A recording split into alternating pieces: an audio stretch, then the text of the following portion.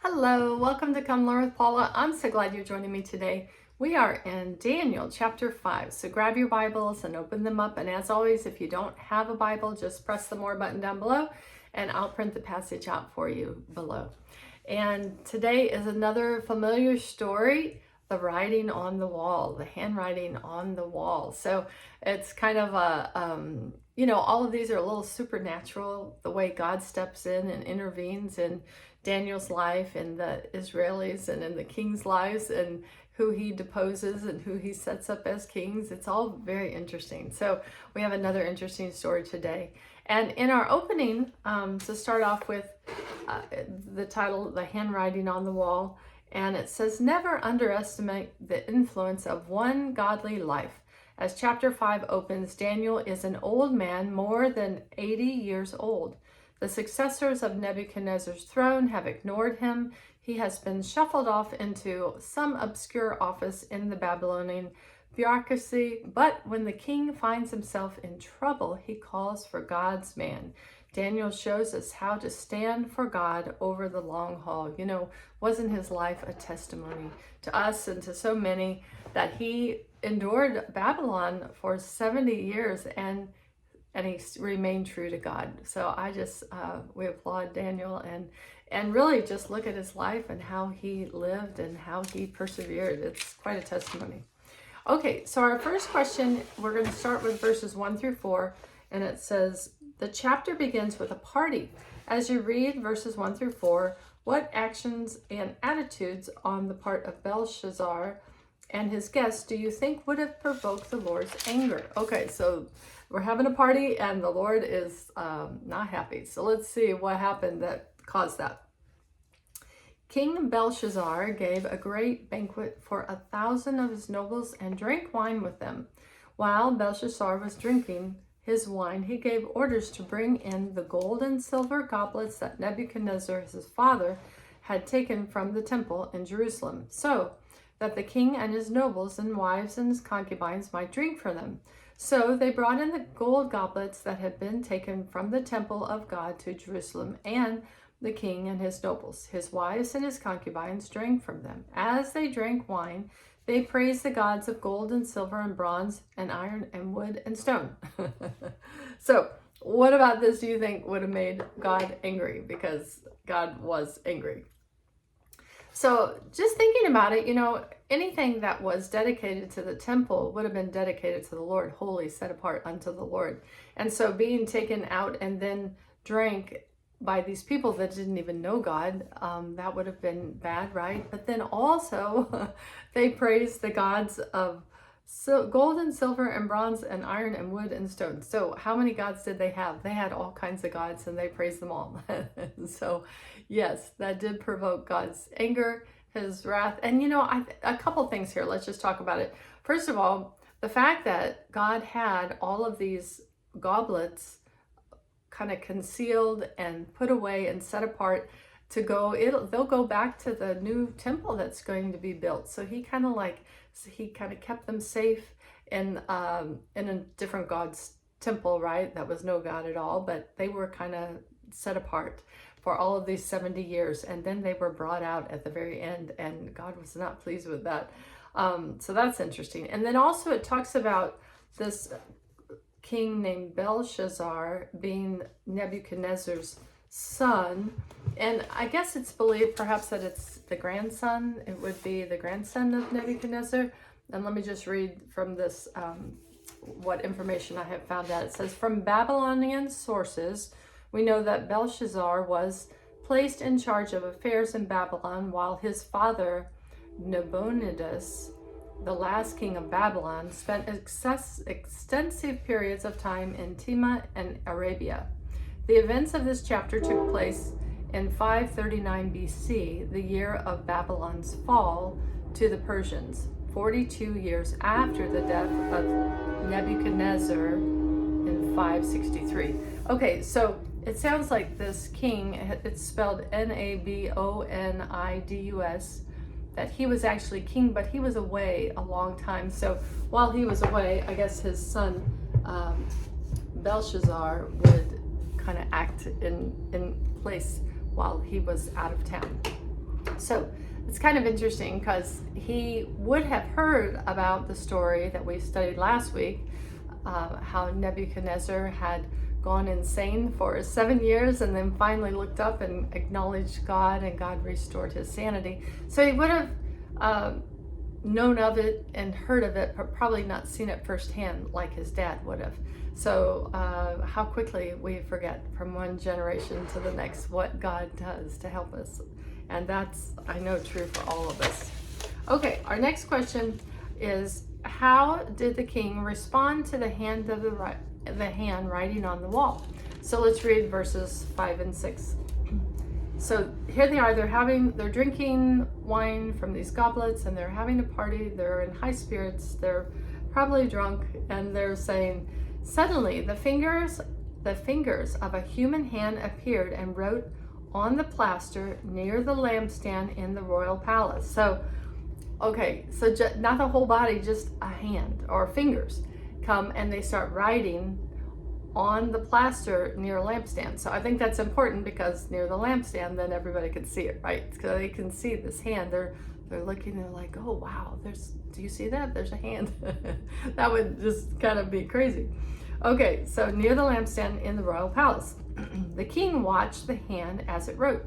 His face turned pale, and he was so frightened that his knees knocked together and his legs gave way.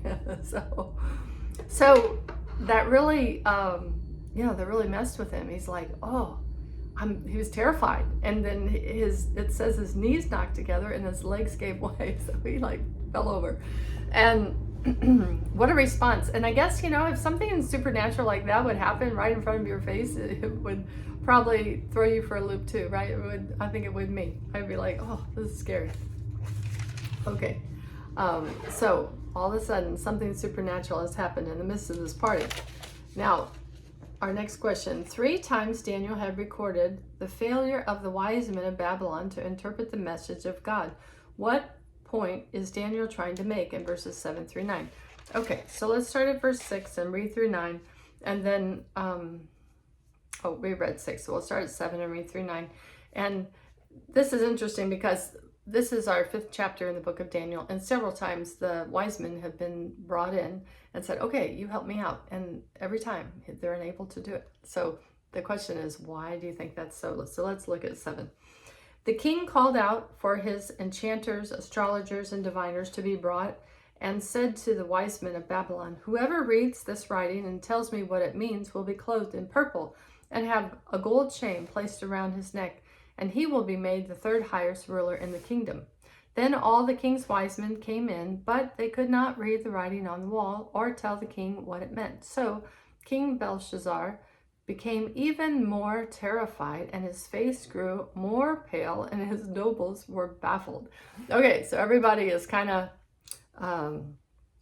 upset because all the wise men came in and they couldn't read it. They were going to get, be robed in purple, have a gold chain, and be 3rd in the kingdom. High praise. They would receive a big reward if they could just do this, but none of them could read it or tell them what it means. And they might have been able to read it, but it says they didn't know. They could not interpret it. And it's just, to me, whenever God is working, then, Satan is not allowed the revelation.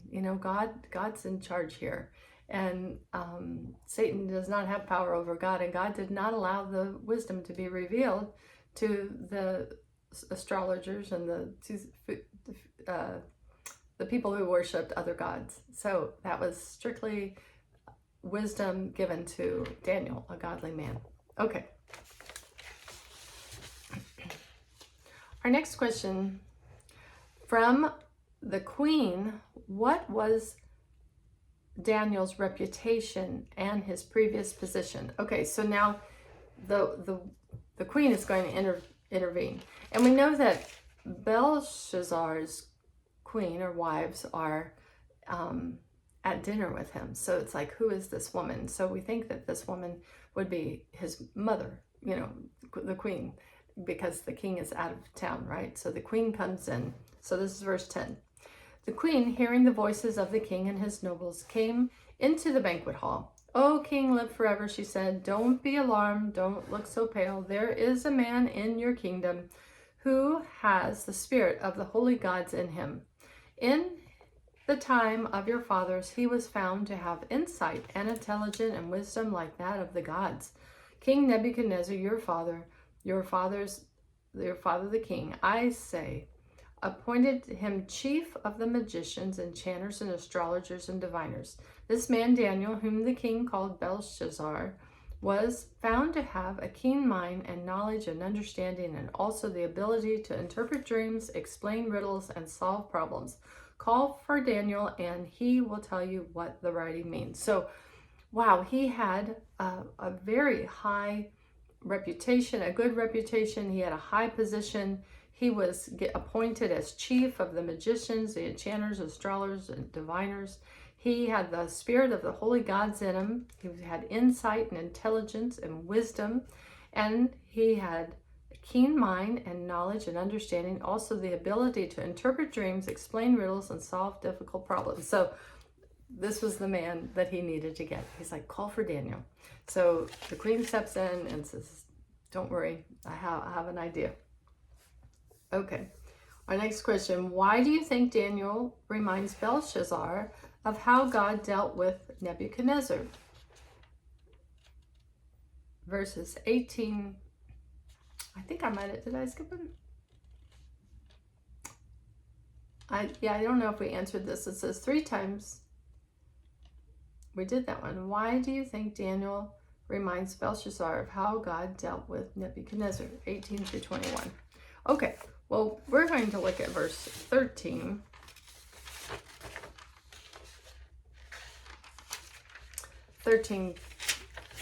It's skipping a bunch right here. And so I have these questions, and these questions are part of an NIV Quiet Time Study Bible that I've had for years.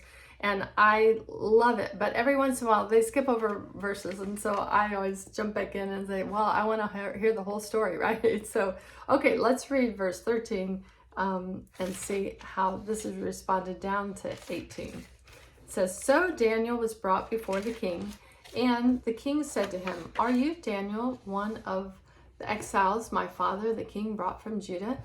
I have heard that the spirit of the gods is in you, and that you have insight, intelligence, and outstanding wisdom. The wise men and enchanters were brought before me to read the writing and tell me what it means, but they could not explain it. Now I have heard that you are able to give interpretation and to solve difficult problems. If you can read the writing and tell me what it means, you will be clothed in purple and have a gold chain placed around your neck, and will be made the 3rd highest ruler in the kingdom.'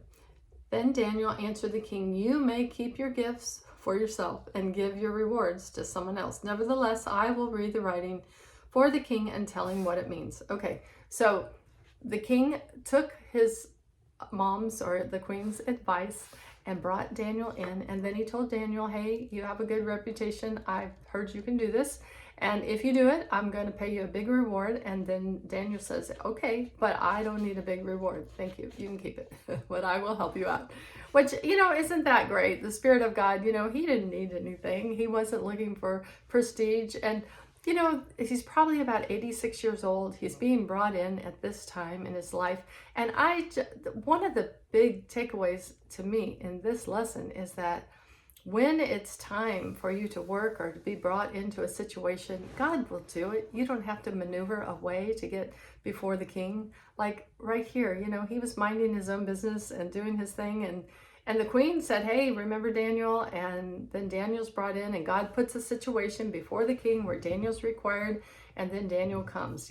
God has no problem getting you or me into service. And the older in life that we are, we're probably more content, but at the same time, it doesn't mean our work's finished. And a lot of times people just started their work when they were quite old, what we would consider old. Moses was 80 years old when he went to set the people free in Egypt. I mean, never think you're too old to be used by God, because God will bring you in and use you in a mighty way if you'll allow him. Okay, so now we can answer the next question. Why do you think Daniel reminds Belshazzar of how God dealt with Nebuchadnezzar? Verses 18 through 21. So he comes before the king. He's like, okay, I'll do it. And this is what he says, verse 18.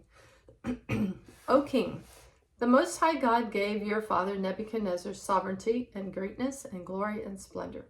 Because of the high position he gave him, all the peoples and nations of the men of every language dreaded and feared him. Those the king wanted to put to death, he put to death. Those he wanted to spare, he spared. And those he wanted to promote, he promoted. And those he wanted to humble, he humbled. But when his heart became arrogant and hardened with pride, he was deposed from his royal throne and stripped of his glory. He was driven away from people and given the mind of an animal. He lived with the wild donkeys and ate the grass like the cattle, and his body was drenched with the dew of heaven until he acknowledged that the Most High God is sovereign over the kingdoms of men and sets over them anyone he wishes. I like that. Read that again. He acknowledged that the Most High God is sovereign over the kingdoms of men and sets over them anyone he wishes. So when you think we're voting in people, really, honestly, God is setting people in place. And I love that because God is in control and he brings about his purposes, and we are used for his glory. That's amazing. Okay, so why do you think he goes back and gives him a little bit of history? He's like, you know this. You should know this. That's why I think it's a grandson, because it wasn't firsthand for him. He had forgotten. He had gone into the temple and taken the goblets out that were holy unto the Lord. And, he had no fear of God, and he should have, because his grandfather had gone through 7 years of being turned into the mind of an animal, and then sanity came back to him, right? That's our lesson last week. So go back and listen to it if you missed it. But it's interesting. I think that he's like saying, hey, you know these things. You know better. You don't underestimate God. And we need to fear God, and God is sovereign over everything. Okay, our next question says, what insights into the nature of Belshazzar's sin can you find in verses 22 and 23? So let's read those. But you, his son, O Belshazzar, have not humbled yourself. So he wasn't humble, he was prideful. That's one of his sins. You have not humbled yourself, though you knew all this. Instead, you have set yourself up against the Lord of heaven. Wow, coming up against the Lord of heaven. You had the goblets from the temple brought to you, and you and your nobles and your wives and your concubines drank wine from them. You praised the gods of silver and gold and bronze and iron and wood and stone, which cannot see or hear or understand, but you did not honor. Idolatry, right? But you did not honor God, who holds in his hands your life and all your ways. It's like you just honored the wrong one. So dishonor, disrespectful, rebellion, idolatry, pride. Oh, poor guy. He did not have it figured out. Okay. You did not honor the God who holds in his hands your life and all your ways. Therefore, he sent the hand that wrote the inscription. Okay, so, oftentimes before God disciplines someone or a group of people, he will let them know what their sin is. Like, this was wrong. You shouldn't have done this. He'll give judgment, the verdict. Remember last week, the verdict came in. So there's judgment. There's a time of retribution. And so that was what was going on. It's like, you didn't do it, and now that he wrote this on the wall. This is the verdict for you. Okay. Let's see. We're going to go to this question. What was the interpretation of the written words, mene, mene, tekel, parsin? So let's read 25 through 28. It says, the inscription that was written, mene, mene, tekel, parsin. This is what the words mean. Mene, God has numbered the days of your reign and brought it to an end. Tekel, you have been weighed in the scales and found wanting. Perez, your kingdom is divided and given to the Medes, the Medes and Persians. Okay, so 4 words, and all of this is revealed. And so I was reading about this, and literally, it would be numbered, weighed, and divided. Numbered, weighed, and divided. So the fact that the first two are twice, it's like, this is going to happen. This is already decided. This is not up for discussion. This is going to happen. So God has numbered. He's numbered your days of your reign and brought it to an end. Like this, you're at the end. You're at the end. And then tekel, you have been weighed. So weighed. You have been weighed on the scales and found wanting. You know, I think that's where we get, you know, that you're good and bad are weighed. And then if you got enough good, that you're go to heaven. If you got enough bad, you go to hell, right? I mean, that's like an old tale that we hear. And so the thing about it is, you know, the only way that we can get to heaven, I guess you all know this, is through trusting in the finished work of Jesus on the cross. So the fact that we are all wanting, there is too much, any sin is too much sin. Any sin in our life is too much sin. And so he came and took on our sin and died on a cross and bled so that he could pay our punishment for us, so we didn't have to. And then when God rose him from the dead, that he received that payment. And so if you put your trust in him, you believe that God raised him from the dead and that he is God incarnate and came and died and rose again, and you confess him as your Lord, then you're saved. And so he had never done this. So any sin is too much sin. You're going to be weighed on the scale and found wanting. So that's what happened. He was weighed on the scale and he did not measure up. And the last one is parson. And it says, your kingdom is divided and given to the Medes and Persians. Which, wow, that's, I mean, he's like, it's over. And it's over now. Wow. Okay. And question. So I've been adding some questions in here. So I'm trying to figure out, okay, did I ask this question? Number 5, based on what is recorded in verse 29 through 30, do you think that Belshazzar accepted Daniel's interpretation as the authoritative message of the true God? Explain. Verse 29, then at Belshazzar's command, Daniel was clothed in purple. A chain of gold was placed around his neck, and he was proclaimed the third highest ruler in the kingdom. So right there, I would say yes, it was accepted, you know, because he gave him the reward that he said he would give if it was interpreted. Since he got the reward, then of course he accepted his interpretation. And then verse 30, that very night Belshazzar, king of Babylonians, was slain, and Darius the Mede took over the kingdom at the age of 62. So 62 years old. That's how old I am. I just think that's interesting because he is taking over a kingdom at 62.